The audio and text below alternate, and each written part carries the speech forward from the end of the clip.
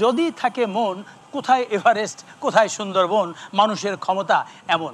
আর সেই ক্ষমতার বলে প্রবল কৌতূহলে ভোলার ছেলে মুহিত সমুদ্র সমতল থেকে এভারেস্টের চূড়ায় উঠেছেন।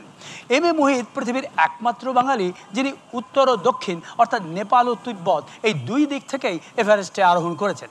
তিনি বাংলাদেশিদের মধ্যে সবচেয়ে বেশি 31টি পর্বত আরোহণ করেছেন, যার বাড়ি এই ভোলা জেলার বোরহানউদ্দিনের গঙ্গাপুর গ্রামে। এবারে মঞ্চে আসছেন সেই এভারেস্ট বিজয়ী এম এ মুহিত। তার জন্য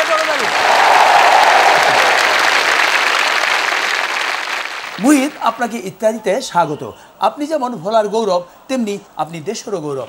শুরুতেই জানতে চাইব, পৃথিবীতে এত খেলাধুলা থাকতে আপনি কেন এই বিপদসংকুল এবং ঝুঁকিপূর্ণ কাজটি বেছে নিয়েছেন?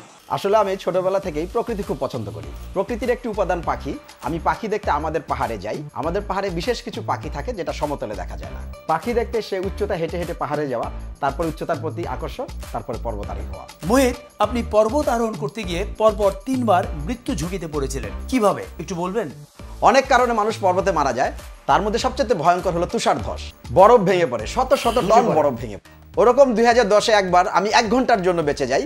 আমার দলের হাঙ্গেরির একজন মিসিং হয়ে যায়, তার ডেড বডিও খুঁজে পাওয়া যায় না। এবং 2012-তে যখন নেপাল দিক দিয়ে উঠি আমি ও নিশাত মজুমদার, তখন আমরা একেবারে অ্যাভালাঞ্চের মধ্যে পড়েছিলাম। একেবারে অলৌকিকভাবে বেঁচে যাই, উপরওয়ালার ইচ্ছা এবং দেশবাসীর দোয়া। আপনার সঙ্গে আমাদের ইত্যাদি এটি চমৎকার সম্পর্ক রয়েছে।